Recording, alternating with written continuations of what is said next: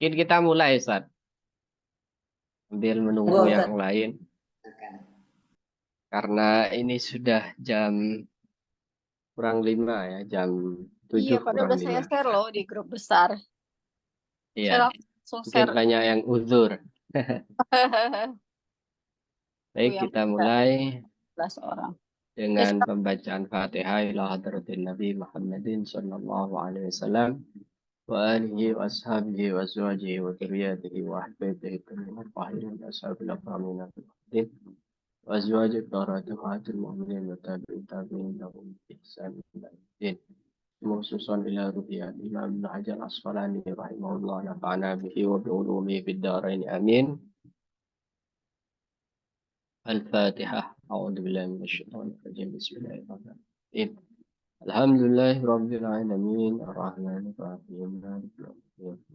Iyyaka na'budu wa iyyaka nasta'in ihdinas siratal mustaqim siratal ladzina an'amta 'alaihim ghairil maghdubi 'alaihim waladdallin. Bismillahirrahmanirrahim. Alhamdulillahi rabbil alamin. Wassalatu wassalamu ala asyrafil anbiya'i wal mursalin Sayyidina Muhammadin wa ala alihi wa sahbihi ajma'in amma ba'du. Wa bisanadin muttasilin ila Imam Ibnu Hajar Al-Asqalani rahimahullah nafa'ana bihi wa bi ulumihi fid dharain amin. Kita akan membaca hadis yang ke-195. Wa an Utsman bin Abil As radhiyallahu ta'ala anhu annahu qala. Para ibu yang dirahmati oleh Allah, kita akan membaca selanjutnya hadis dari Bulughul Maram sampai di hadis Wa'an Utsman bin Abil As, dan diriwayatkan oleh sahabat Utsman bin Abil As. Ini dari Bani Thaqif katanya. Bani Thaqif itu kabilah yang masuk Islam terakhir gitu ya.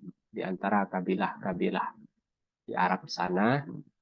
Dan ketika Nabi wafat katanya, mereka itu ingin murtad, ingin kembali ke agama nenek moyangnya, agamanya dulu. Tapi oleh Utsman bin Abil As dicegah. Kata beliau, jangan sampai kalian menjadi orang yang masuk Islam terakhir, kemudian kalian murtad paling awal. Ini fungsi di antara dai di dalam Islam. Di dai itu menyadarkan, memberi peringatan, dan juga memberi semangat kepada masyarakatnya. Annahu qalah, bahwa Utsman bin Abil As berkata, ya Rasulullah, wahai Rasulullah, ij'alni imama qaumi, jadikan aku imam kaumku. Jadi Utsman bin Abil As itu minta untuk dijadikan imam di tengah kaumnya. Dan meminta tugas seperti ini dibenarkan, gitu ya, apabila si peminta ini memiliki kapabilitas dan kualitas yang memang pantas untuk menjabat jabatan tersebut. Dan ini sebenarnya bukan jabatan, tapi tugas keagamaan. Karena menjadi imam itu bukan jabatan, tapi suatu amanah, suatu tugas yang dibebankan oleh agama kepadanya. Jadi dia minta seperti ini boleh. Qala, Nabi menjawab, anta imamuhum. Engkau wahai Utsman bin Abil As, imamuhum adalah imam mereka. Imam mereka. Ya, kamu boleh jadi imamnya. Waqtad bi adhafihim. Waqtadi bi adhafihim. Waqtadi itu makna aslinya mengikuti. Dan ikuti dengan orang-orang yang lemah. Kata ulama, kata pensyarahnya, ini maksudnya waqtad bi adhafihim, ikuti orang yang telah mengikutimu. Jadi makmum yang di belakang kita itu kan ada yang lemah. Ada yang lemah, ada yang sedang sakit, kurang sehat, ada yang zawil hajah, kata Nabi. Punya hajat, ingin cepat keluar dari masjid. Nah, maksud dari waqtadi bi ad'afihim adalah agar seorang imam menjaga situasi dan kondisi makmumnya. Jangan sampai kemudian seorang imam itu mengikuti seleranya sendiri. Artinya dia baca surat yang panjang banget, sementara dianya imam. Padahal yang makmum itu ada yang dhaif, ada yang lemah, ada ibu-ibu tua, ada orang lansia, ada anak-anak, ada orang yang punya kebutuhan dan ingin cepat keluar dari masjid. Nah, itu yang dimaksud. Di sini berarti bahwa agama ini sangat memperhatikan kondisi sosial masyarakat. Kondisi masyarakat itu sangat diperhatikan dan kondisi psikologis juga sangat diperhatikan. Sehingga tidak boleh seorang pemimpin, seorang imam itu seenaknya sendiri, ngikuti seleranya sendiri. Pernah juga itu Sayyidina Mu'adz bin Jabal, ini namanya anaknya Ibu Nidal. Jadi Sayyidina Mu'adz itu pernah dipanggil oleh Rasulullah karena Rasulullah dapat laporan bahwa dia ngimami terlalu kencang. Akhirnya dilaporkan oleh makmumnya, oleh kaumnya.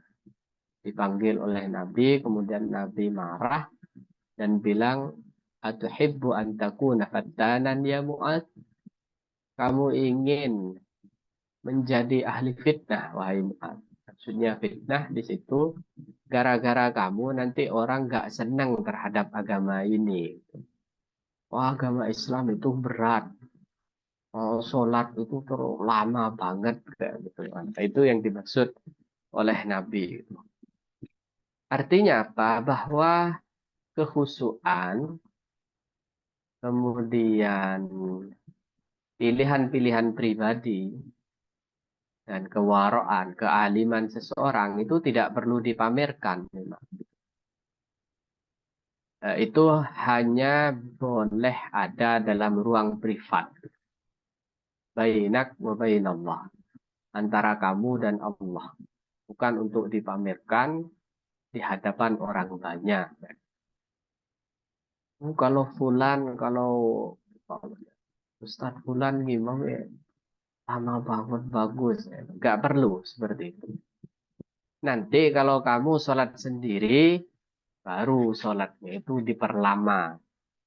Kayak Nabi itu lama itu kalau sholat sendirian.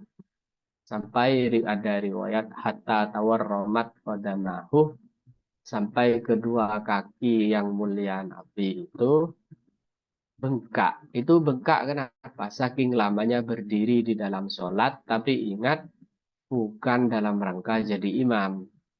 Itu sholat malam. Sholat malamnya Nabi itu lama banget berdiri. Karena Nabi itu baca bukan hanya satu juz. Seperti itu. Jadi ini adalah ajaran dan warisan Rasulullah yang harus kita mengerti bahwa untuk sendiri-sendiri boleh diperketat, boleh diperberat dalam rangka melemahkan hawa nafsu, gitu. Dalam rangka melawan hawa nafsu boleh. Tapi untuk orang, untuk masyarakat, untuk orang lain, itu konsepnya adalah yassiru wala tu'assiru. Permudah, jangan kau persulit. Basyiru wala tunaffiru. Beri kabar baik, jangan ditakut-takuti. Itu ajaran Nabi. Untuk diri sendiri silahkan. Dalam ruang privat silahkan. Silahkan seseorang itu memperberat terhadap dirinya sendiri, gitu ya. Tapi kalau untuk orang lain, waqtadi bi ad'afihim, jaga dan perhatikan orang-orang yang dhaif, orang-orang yang lemah. Wattakhidh, dan jadikanlah wahai Utsman bin Abil As muadzinan. Muadzin artinya kamu membikin muadzin, menentukan muadzinnya siapa. Kamu jadi imam, tapi jadi imam harus menjaga kondisi sosialmu, kondisi masyarakatmu, kondisi makmummu, kemudian bikin muadzin. Angkat seseorang jadi muadzin. Syaratnya apa kata Nabi? La ya'khudhu ala adanihi ajra. Di mana dia tidak mengambil ongkos gaji atas adzannya. Jadi muadzin itu tidak boleh mengambil ongkos gaji kecuali diberi. Ini sebenarnya khilaf ya. Ada perbedaan pendapat terkait bolehkah seorang muadzin mengambil gaji, mengambil ongkos yang layak bagi dirinya. Ini khilaf. Yang mengambil pendapat seperti hadis ini persis adalah Imam Abu Hanifah. Imam Abu Hanifah, imamnya suaminya Bunida, itu mengatakan haram mengambil gaji atau mengambil ongkos dari azan. Tapi kalau diberi ya boleh, tetap boleh. Kan beda ya meminta dengan diberi. Kemudian ada pendapat yang mengatakan jika seperti di mazhab Hambali tidak salah, itu mengatakan boleh tapi diambilkan dari Baitul Mal. Baitul Mal itu semacam banknya kaum muslimin tempo dulu, ya. Boleh diambilkan dari sana.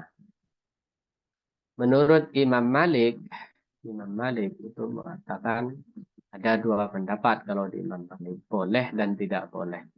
Kalau di mazhab Syafi'i boleh. Di mazhab kita orang-orang Melayu, orang-orang Nusantara diperbolehkan muadzin itu mendapatkan ongkos atau gaji. Dan itu yang berlangsung di masjid-masjid modern. Karena kenapa? Ya bukan azannya sebenarnya, tapi tugas yang diemban dan bagaimana mereka menjaga menjaga waktu itu kan butuh energi. Kadang harus berangkat dari rumahnya pakai motor atau jalan kaki, itu kan layak untuk menerima pemberian dari masyarakat di sekitarnya. Akhrajahul Hamsah, hadis ini dikeluarkan oleh 5 imam, yaitu Bukhari, Muslim, Abu Daud, Tirmidzi, Nasa'i. Wa hasanahu Tirmidzi, dan dianggap hadis hasan oleh Imam Tirmidzi. Konsep hadis hasan itu memang diperkenalkan oleh Imam Tirmidzi. Dulu sebelum At-Tirmidzi, hadis itu derajatnya adalah sahih, dhaif, seperti itu. Sahih, dhaif, maudhu, dan yang lainnya. Nah, hadis hasan itu apa? Hadis yang baik. Dan hadis itu valid, sahih, dengan lemah. Sebelum Imam Tirmidzi muncul. Nah, Imam Tirmidzi itu memunculkan istilah baru yang disebut dengan hasan. Hasan itu baik. Hasan itu di bawahnya sahih, tapi di atasnya dhaif. Perbedaannya di mana? Perbedaannya hanya di satu poin, yaitu si perawi ini tidak kuat hafalannya. Itu tok. Jadi tidak kuat hafalan. Tidak tamam, bukan tidak kuat. Tidak sempurna kekuatan hafalannya.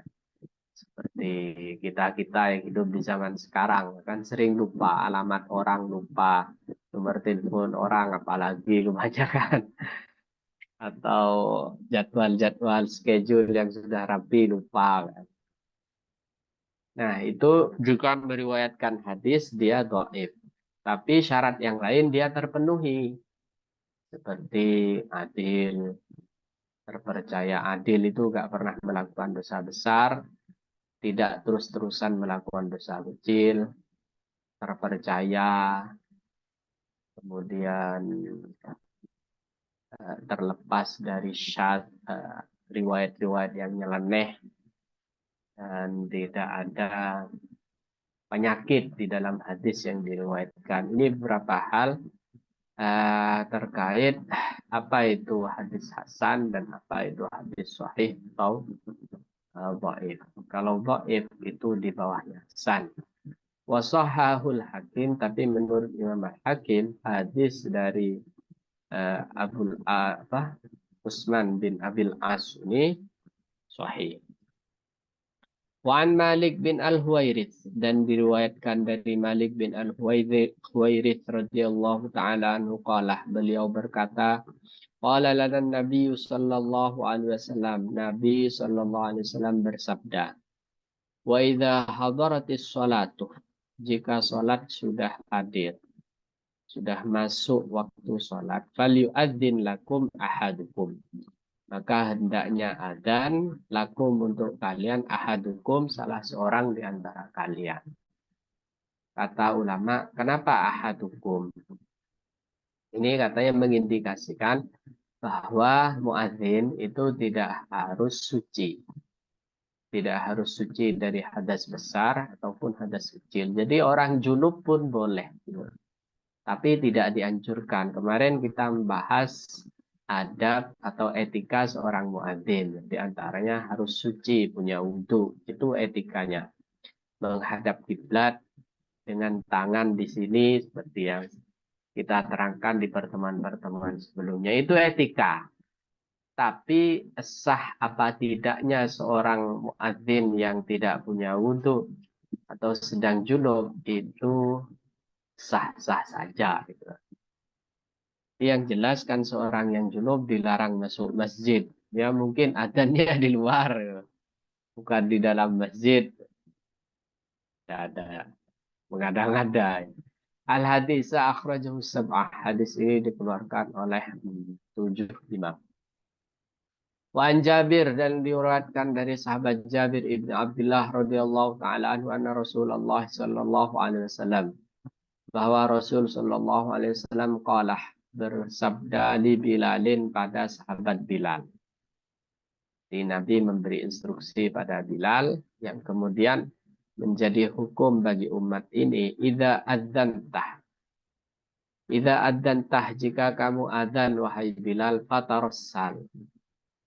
Fatarassal ay faturattil, maka pelan-pelan. Tarsal itu pelan-pelan dan tegas serta rapi. Wa idza aqamtah, dan jika kamu iqamah, qamat, fahdur, maka percepat. Jadi kalau azan pelan-pelan, tapi juga jangan sampai lama banget gitu. Ada beberapa muadzin itu yang azan lebih dari 5 menit. Dia ngalah-ngalahin Muammar gitu ya. Koriknya Indonesia itu internasional. Saya pernah ditanya oleh ibu-ibu muslimat, Ustaz, gimana itu ada seorang muadzin yang adzannya lama banget, terutama subuh katanya. Sehingga kalau kami dengar adzannya itu langsung tidur lagi katanya, saking enaknya. Nah, tidak seperti itu juga. Maksudnya tatarosal itu pelan-pelan, jelas, karena dimaksudkan untuk orang banyak. Sementara kamat itu dimaksudkan untuk orang di dalam masjid. Waj'al, dan jadikanlah baina adzanikah, antara adzanmu, wa iqamatikah, dan kamatmu, qadra ma yafrugul akiluh min aklihi, sekedar atau kira-kira selesainya orang makan dari makanannya. Jadi jarak antara azan dan iqamah itu kata Nabi seperti orang makan. Di orang makan berapa menit? Bukan makannya kita di warung gitu ya, di warteg ataupun warung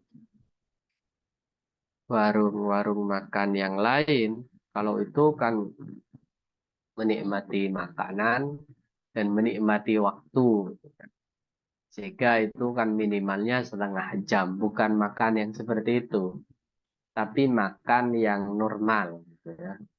Makan yang normal. Ya kalau di Arab itu kira-kira 10 menit. Kira-kira 10 menit. 10 menit itu kan mestinya kalau makannya sederhana. Bukan makan yang mewah. Dan makan yang ala-ala balas dendam. Itu kan 10 menit bisa selesai. Sebenarnya seperti itu. Kecuali subuh. Subuh biasanya memang 20 menit. 10 menit atau 15 menit ya selain subuh. 10 biasa subuh biasanya 20 menit. Dan itu berdasarkan hadis-hadis yang kita baca sebelum ini di mana Nabi itu sholat subuh sampai isfirar. Isfirar itu menguning. Warnanya alam itu menguning. Matahari hampir muncul. Nah, itu kan berarti butuh jeda waktu yang agak lama. Al-hadisah, rawahu Tirmidzi, hadis ini diriwayatkan oleh Imam At-Tirmidzi wa dha'afahu dan dianggap hadis dhaif. Walahu. Nah, seperti ini wa dha'afahu gitu ya. Seperti di penjelasan sebelumnya bahwa hadis dhaif itu di dalam tradisi Sunni itu dipakai. Ini juga hadis setelahnya, hadis dha'afahu aidan. Jadi hadis dhaif itu dipakai terutama di Fadhailul A'mal atau di tentang hal-hal yang tidak berkaitan dengan akidah dan hukum syariat yang disepakati yang aksiomatik. Walahu dan juga bagi Jabir an Abi Hurairah. Walahu dan juga ada riwayat dari Tirmidzi ya, an Abi Hurairah diriwayatkan dari sahabat Abi Hurairah radhiyallahu taala anhu. Anna Nabi sallallahu alaihi wasallam bahwa Nabi sallallahu alaihi wasallam qalah bersabda, la yu'adzinu illa mutawaddi. Tidak boleh azan kecuali orang yang punya wudhu. Nah, ini seperti pelengkap dari yang tadi. Di sini juga menjadi bukti bahwa wudhu itu sunnah. Wudhu itu sunnah. Bahwa seorang muadzin sunnahnya, etikanya punya wudhu. Kalaupun tidak punya wudhu, ya tidak masalah. Wadha'afahu karena ini hadis berkaitan dengan etikanya, bukan syarat sahnya dan mungkin kita cukupkan terlebih dahulu. Bila ada yang perlu diobrolin, didiskusikan, kami persilahkan. Selamat datang Bu Rika. Assalamualaikum Ustaz. Waalaikumsalam.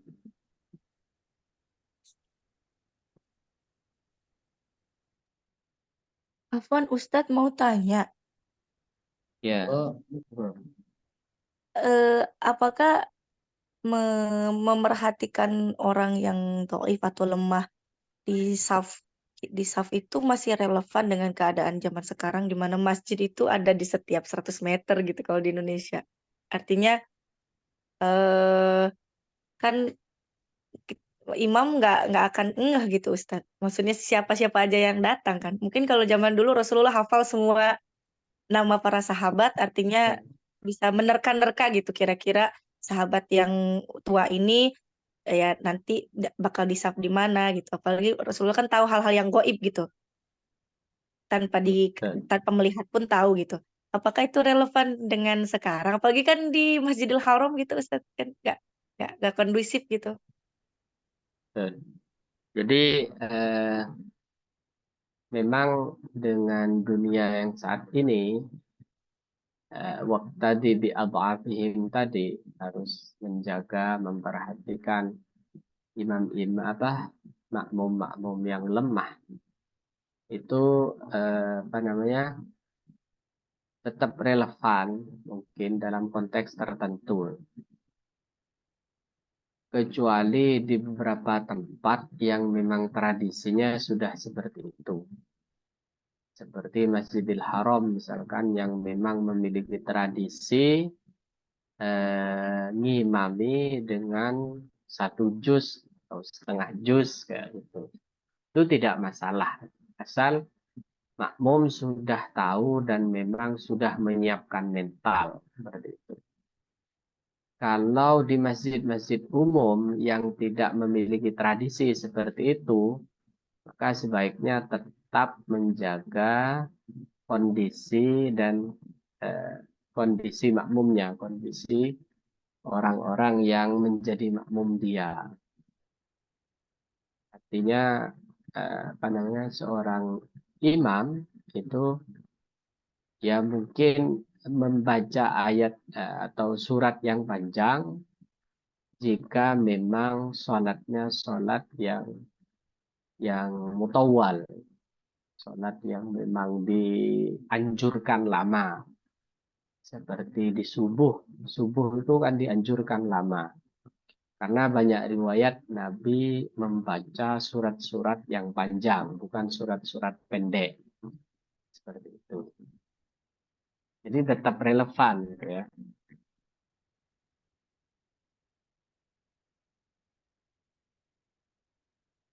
Kecuali di daerah atau kawasan yang tadi ya. Memang memiliki tradisi baca surat yang panjang-panjang.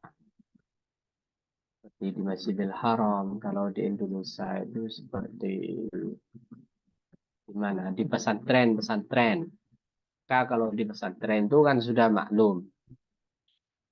Itu tidak menjadi fitnah gitu ya. Tidak atakuna fattanan ya Mu'adz. Tidak seperti itu.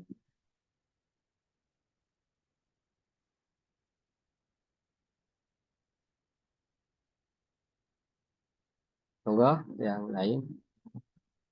Tapi kalau Ini dulu tuh Ustaz, sholatnya udah di Ka'bah, Ustadz. Maksudnya udah di pelataran Ka'bah atau di mana dulu sholat berjamaahnya Rasulullah dan para sahabat? Kalau di masa diperangi oleh kafir Quraisy, sholatnya ya di rumah. Ya. Kan Nabi itu pernah mengalami yang penganiayaan waktu periode Mekah dan tidak diperbolehkan melawan. Karena syariat jihad itu kan nanti ketika di Madinah. Ya Nabi sholatnya bukan di Ka'bah, tapi di dalam di rumahnya dengan dijaga oleh beberapa sahabat. Itu ketika periode Mekah. Kalau periode Madinah, ya di Masjidil Haram itu. Kemudian Sayyidina Mu'adz ini kebetulan salah satu ulama sahabat yang kadang beliau itu ditugas keluar untuk mengajar. Seperti ada riwayat Sayyidina Mu'adz ini dikirim ke Yaman. Kemudian Nabi bertanya, "Bimada tahkum ya Mu'adz?" Nanti kalau nyampe Yaman kamu pakai hukum apa? Kata Mu'adz, "Ahkumu bi kitabillah." Saya akan memakai kitabullah. Ilam tajid, kalau kamu nggak nemu di Al-Quran, aku mau bisunnati Rasulillah. Saya akan pakai hadis Nabi. Ilam tajid, kata Nabi, kalau nggak ketemu, aku mau biro'i wala alu. Kalau nggak ketemu di dalam hadis, ya saya pakai pendapat saya. Maksudnya kias. Jadi Mu'adz itu mungkin saat ada laporan itu ketika ngimami di tempat beliau bertugas. Seperti itu Ibu. Ustaz Muhlisin mungkin mau menambahkan. enggak Ustaz, tidak menambahkan, hanya mungkin minta dijelaskan saja terkait dengan menjawab adzan ya. Ketika ngaji ya, misalnya ketika ngaji, ketika belajar, hukumnya menjawab adzan itu bagaimana? Itu pertama. Kemudian kedua yang perlu dijelaskan juga sepertinya kalau kita kan di Indonesia utamanya masjid ada beberapa. Kalau misalnya kita menjawab di salah satu adzan, kemudian adzan yang lain belum selesai itu gimana? Apakah kita harus full jawab atau bagaimana nih, Ustaz? Baik. Hukum asal dari menjawab adzan itu memang sunnah gitu ya. Sunnah itu menurut jumhur, menurut mayoritas ulama, tapi karena ada hadis yang berbunyi itu, idza adzana al-muadzin falyaqul kama yaqulul muadzin. Kemudian dianjurkan oleh Nabi berdoa dengan Allahumma rabb hadhihi da'wati tammah ila akhirih itu, dan Nabi kan di sana memberi garansi. Mankol, barang siapa yang membaca itu halat lahu syafaati. Kita akan baca nanti hadis ini setelah agak ke belakang. Jadi ada jaminan dia akan mendapatkan syafaat Rasulullah. Di situ ulama menyimpulkan bahwa orang yang gemar menjawab adzan dan membaca doanya itu akan mati dalam keadaan husnul khatimah. Dalam keadaan husnul khatimah karena kata-kata halat lahu syafaati. Orang yang mendapat syafaat itu berarti mati dalam keadaan muslim. Seperti itu. Sehingga cuek atau enggak menghiraukan adzan itu terancam sebaliknya, gitu ya. Dikhawatirkan akan mati dalam keadaan su'ul khatimah, seperti itu. Maka jangan dientengkan. Meskipun hukum asalnya adalah sunnah. Kemudian berkaitan dengan bagaimana kalau sedang sibuk dengan yang lain. Nah, ini memang khilaf antara ulama ya. Ada yang mengatakan kalau dalam waktu mengajar sebaiknya hentikan mengajarnya dan dengarkan adzan bersama-sama. Gitu. Ada ulama yang begitu. Ada ulama dari kalangan Malikiyah itu mengatakan enggak, yang itu sunnah, yang ini wajib. Kata kaidahnya al-masyghul la yushghal. Yang sibuk jangan disibukkan dengan yang lain. Kalau sedang sibuk ngajar, sibuk belajar, maka jangan sibukkan dengan kesibukan menjawab adzan. Nah, jadi itu ranahnya khilafiyah. Artinya boleh berhenti sejenak menjawab adzan, boleh juga dilanjutkan dengan dalih al-masyghul la yushghal tadi. Yang sibuk tidak boleh dipersibuk dengan yang lain. Seperti itu kira-kira. Ya, Masya Allah, tabarakallah. Monggo, ahlan, ini Bu Nur Hajar sudah hadir, Bu Rika. Monggo kalau ada yang Ustaz,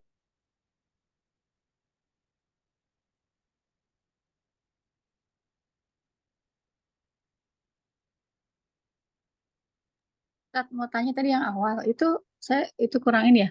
Yang apa dia bilang setelah Rasulullah meninggal pada mau kembali lagi. Maksudnya itu karena apa ya, Tad?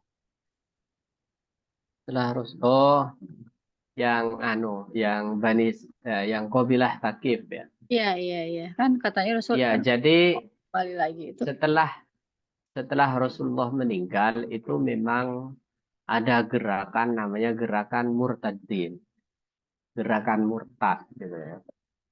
Makanya misi pertama Khalifah Abu Bakar sebagai pengganti Rasulullah itu misi pertamanya adalah memerangi orang-orang murtad.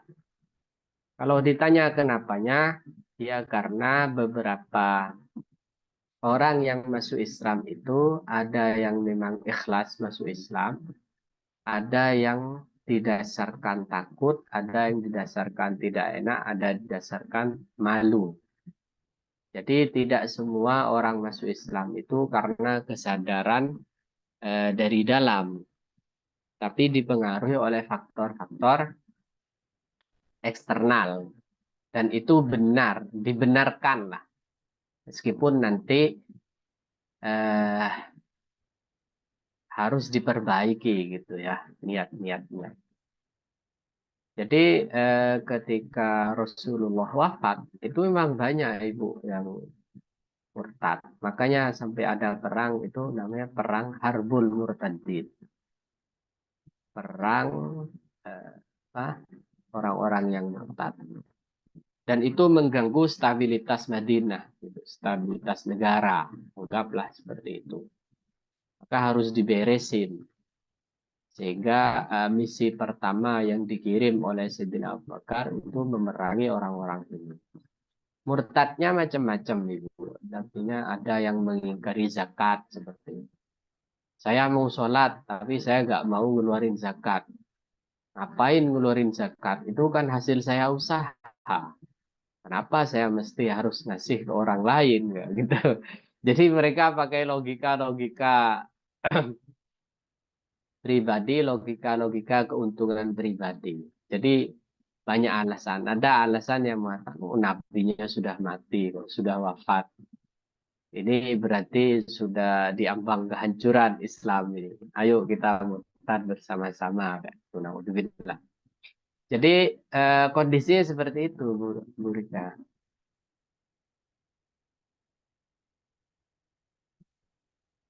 Enggak, nulisin mau nambah? Sudah cukup Ustaz. Baik, kita lanjut ya. Sekali lagi. Walahu an Ziyad bin Haris. Dan ada juga riwayat dari Ziyad bin Haris radhiyallahu taala anhu qala. Beliau berkata, qala Rasulullah sallallahu alaihi wasallam, Nabi bersabda, "Wa man adzana fahuwa yuqim." Wa man orang adzana yang azan, bahwa maka dia orang tersebut yuqimu yang iqamah. Jadi aturannya, etikanya yang adzan yang iqamah. Seperti itu. Jangan yang adzan orang berbeda, yang iqamah juga orang berbeda. Itu sunnahnya seperti itu. Sunnahnya itu orang yang sama. Wadha'afahu aidan. Hadis ini dha'if. Wali Abi Daudah. Dan dalam riwayat Abu Daud fi hadis Abdullah bin Zaid. Dalam sebuah hadis dari Abdullah bin Zaid. Annahu qala. Abdullah berkata, ana ra'aituhu. Yakni al-adana. Saya bermimpi. Ra'aituhu di sini bermimpi ya. Jadi Abdullah bin Zaid ini salah satu orang yang bermimpi tentang adzan. Seperti riwayat yang kita baca sebelum-sebelumnya. Bahwa syariat adzan itu turun tatkala banyak pengaduan bahwa agama-agama yang lain itu punya tanda masuk ibadah. Kristen punya lonceng. Jadi ketika belnya di teng itu orang-orang masuk ke gereja kan. Kemudian orang Yahudi punya trompet. Maka ada kegelisahan di kalangan kaum muslimin ini. Kita pakai apa? Kemudian ada mimpi dari Abdullah bin Zaid dan diaturkan kepada Nabi. Kemudian Nabi mengatakan, innaha laru'ya haqqin. Itu adalah mimpi yang benar. Kemudian menjadi syariat adzan. Wa ana kuntu uridu. Saya sangat menginginkannya. Qala. Nabi bersabda, fa'akim antah. Maka kalau kamu adzan, wahai Abdullah bin Zaid, kamu juga yang harus iqamah. Itu secara etika seperti itu. Kalaupun yang iqamah orang berbeda, nggak masalah. Cuma pantasnya seperti itu.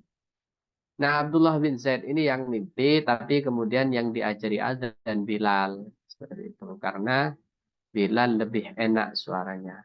Anda sultan itu lebih merdu. Dan seluruh muadzin Rasulullah seperti yang telah lalu kita jelaskan, merdu semua suaranya. Wa an Abi Hurairah. Dan diriwayatkan dari sahabat Abu Hurairah, beliau berkata, qala Rasulullah sallallahu alaihi wasallam, Nabi bersabda, al-muadzinu, orang yang adzan, amlaku bil adzan, lebih berhak, lebih memiliki adzan. Jadi adzan itu milik muadzin. Kapan dia mau adzan itu hak atau pemilik haknya atau yang paling pantas memulainya adalah si muadzin. Tapi kalau iqamah berbeda, wal imamu amlaku bil iqamah. Adapun imam ini lebih berhak terhadap iqamah. Dalam pengertian, iqamah boleh dimulai jika ada instruksi dari imamnya. Biasanya kan kalau di masjid itu ketika imam masuk, baru si muadzin itu iqamah. Atau ketika imam masuk, imam kemudian sholat 2 rakaat tahiyatul masjid, kemudian dia memberi isyarat kepada muadzin dengan isyarat-isyarat tertentu, misalkan dengan tangannya atau dengan bahasa-bahasa isyarat, itu yang dimaksud. Ya. Jadi iqamah itu milik imam. Al-imam ablaq. Yang paling berhak menentukan kapan harus iqamah itu adalah imam. Kalau adzan ya milik muadzin. Karena yang dipraktekkan oleh Rasulullah seperti itu. Seperti yang saya bilang, Rasulullah itu kamarnya kan di samping Masjid Nabawi. Ma baina mimbari wa hujrati raudhah min riyadil jannah. Antara mimbarku dan antara kamarku ada raudhah. Jadi dulu kamarnya Nabi itu ya di tempat Nabi dimakamkan yang sekarang itu. Di pinggir kiri ya. Pinggir kiri. Nah, muadzin baru iqamah kalau sudah melihat Nabi keluar dari dalamnya, dari kamarnya. Rawahu Ibnu Adi, hadis ini diriwayatkan Ibnu Adi wa dha'afahu dan dianggap hadis dhaif. Walil Baihaqi nahwuhu, dan Imam Baihaqi juga memiliki hadis yang serupa dari riwayat an Aliyin min qawli. Wa an Anasin, dan diriwayatkan dari sahabat Anas bin Malik qala, beliau berkata qala Rasulullah sallallahu alaihi wasallam, la yuraddu du'a'u, tidak ditolak doa bainal adhan wal iqamati, antara adzan dan iqamah. Jadi di antara tempat-tempat ijabah atau waktu-waktu ijabah lebih tepatnya ya. Jadi ada tempat ijabah, ada waktu ijabah. Kalau tempat ijabah itu seperti di Raudhah, di depan Ka'bah, di Multazam, di Mikot, di banyak tempat gitu ya. Itu tempat-tempat ijabah di Maqam Ibrahim. Jadi Allah memang menyiapkan beberapa tempat itu istimewa. Tempat itu istimewa. Nah, juga Allah itu menyiapkan waktu-waktu yang istimewa. Seperti waktu antara azan dan iqamah itu tempat ijabatul doa. Doa itu mustajab. Makanya jangan dientengkan. Minimalnya kita baca doa yang diajarkan Nabi. Allahumma rabba hadhihi ad-da'wati tammah was-salatil qa'imah. Ati sayyidana Muhammadin al-wasilah wal fadilah.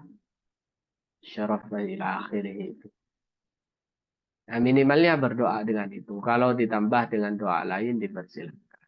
Jadi ini salah satu salah satu waktu yang dianjurkan banyak meminta, banyak berdoa. Karena doa ketika itu tidak tertolak. Selama doanya bukan doa yang membahayakan orang lain. Berdoa untuk untuk kesengsaraan orang lain, naudzubillah. Selama bukan doa-doa yang seperti itu. Nah, kemudian pengertian ijabah di sini, pengertian tidak tertolak itu bukan berarti harus nyata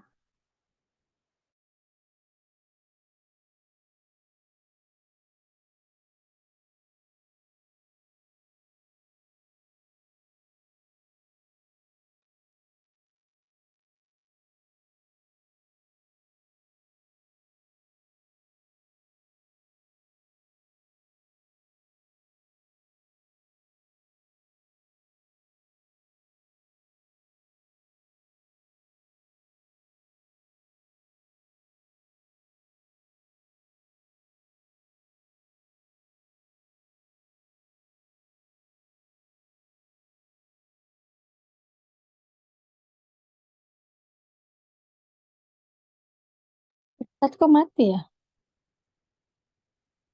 Iya, mungkin sinyal Bu. Iya.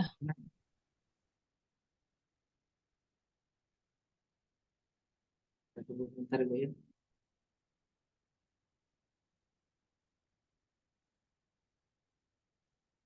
Tadi mati. Enak-enak dengerin mati. Kirain kenapa? Kirain PC putus.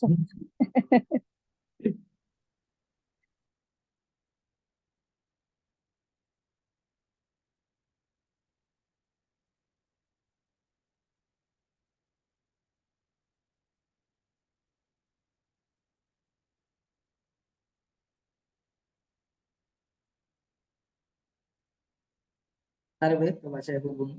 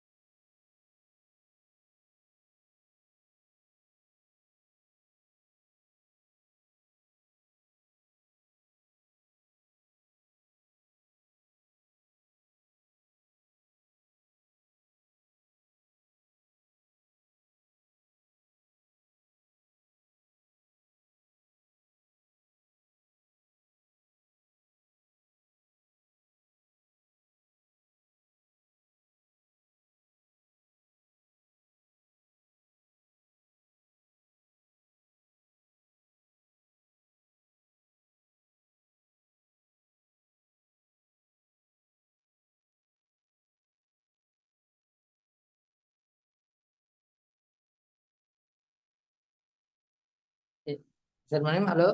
Bisa Ustaz? Halo, Sudah halo. aman? Alhamdulillah.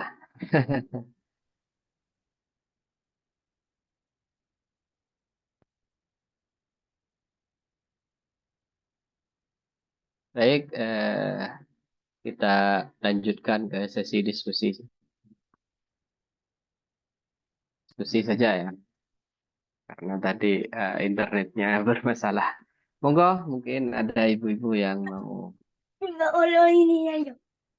Ustadz Afwan, saya malah tertarik dengan tidak boleh mendoakan keburukan kepada orang lain gitu. Terus tapi eh kalau misalnya ini Ustadz, saya tuh pernah baca di buku anak-anak ya. Kalau Sa'ad bin Abi Waqqas itu ternyata pernah mendoakan semoga Allah timpakan hukuman kepada orang yang menyebarkan fitnah terhadap beliau katanya. Terus akhirnya orang yang menyebarkan fitnah tentang Sa'ad bin Abi Waqqas itu menjadi buta. Eh, Terus dari situ saya berpikir bahwa oh ternyata boleh gitu mendoakan keburukan Betul. kepada orang yang menzalimi kita. Maksudnya, Iya, apakah akhirnya kita boleh gitu Ustaz mendoakan keburukan kepada orang yang menzalimi kita? baik. Jadi eh, apa? Pertama begini, orang ya doa dari Sayyidina Sa'ad bin Abi Waqqas itu tidak takyin pertama. Tidak takyin itu tidak tertentu.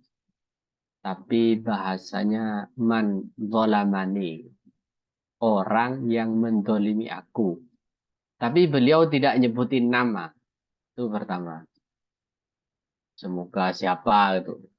Eh, Rama, misalnya cinta. Jadi Sayyidina Sa'ad bin Abi Waqqas itu tidak takyin. Dan itu diperbolehkan. Bahkan banyak kan doa-doanya. Doa-doa yang diajarkan Nabi. Allahumma apa itu. Yang di Jumat itu. Allahumma ahdikil Ada doa ini Nah, Ustaz, Allahumma ja'al sa'rona ala mang zolamana itu loh Ustaz. halaman mana betul. Jadi kan di situ tidak takyin, ya, tidak ditentukan namanya. Itu boleh. Satu. Kedua, kalau memang ada orang yang mendolimi kita, maka doa yang terbaik itu justru sebaliknya. Kita mengharapkan hidayah, petunjuk bagi orang yang mendolimi kita itu. Dan itu akan mengangkat derajat kita. Bukan membalas keburukan dengan doa yang juga keburukan. Sebagaimana Nabi mengajarkan tatkala berdakwah dan didolimi oleh orang-orang yang diajak ke dalam Islam. Seperti itu mungkin. Mungkin Ustaz Muhlisin nambahkan. Sudah Ustaz. Allah.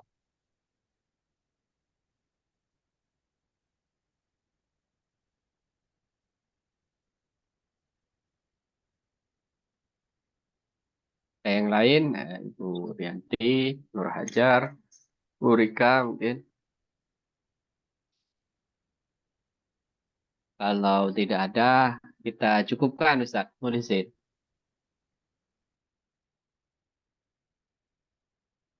Halo? Aja Erika nggak nanya. Saya terwakili yang masalah itu ya. Saya kemarin melihat itu juga Tat, kayak doa doa boleh orang kalau orang zalim boleh doa doa juga. Saya jadi bingung. Ya memang harusnya nggak boleh, cuman bukannya nggak boleh, jangan ya Tat. Iya. Itu Jadi saya doa doanya itu umum saja, Bu. Umum saja. Seperti yang tadi disebutkan oleh Bu Nida. Allahumma ja'al sa'rana ala man zalamana. La taj'al musibatana fi dinina. Oh iya. Jadi atas orang yang dolim. Jadi siapa saja. Nggak ditentukan fulan. Gitu. Enggak. Oh, oh gitu. Ya mungkin kalau ada yang rasa sakit hati banget ya, yang namanya juga manusia. Tat. Cuma maksudnya, Masya Allah yang bisa itu ya. Kalau saya mending diem. Mungkin kalau doa justru Ada Tat. ada solawatnya NU itu yang unik, Bu. Solawat Asghil namanya. Allahumma salli ala Sayyidina Muhammadin Iya, iya, iya, yang wa kemarin. asghilis dhalimin bid dhalimin wa akhrinya min bainihim salimin. Jadi sibukkan orang dolim dengan orang dolim yang lain. Jadi biar pada sibuk gitu. Oh, Dan iya. keluarkan kami salimin dalam keadaan selamat. Itu Jadi lagi, orang-orang yang dolim itu biar tengkar sama-sama dolimnya. oh, aku tuh lagu itu saat itu apa lagi itu 100 tahunnya NU ya kalau nggak salah itu lagu. Ah ya betul betul. Itu selawat yang unik menurut saya. Saya juga bingung kok ada itu sih ada jolim-jolim gitu dipakai. Oh, Masya Allah. Iya, itu maknanya wa asyghiliz zalimin bid Ya. zalimin. Oh, Sibukkan orang dolim dengan orang dolim yang lain. Wa oh, akhrijna min bainihim salimin. Keluarkan kami di antara mereka dalam keadaan selamat. Itu unik. Jadi biar yang tengkar itu sesama dolim. Kita selamat.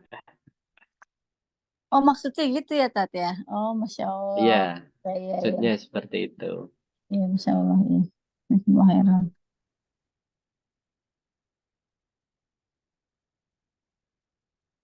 Ustaz Muhlisin, gimana? Dicukupkan? Ya, dicukupkan dulu Ustaz.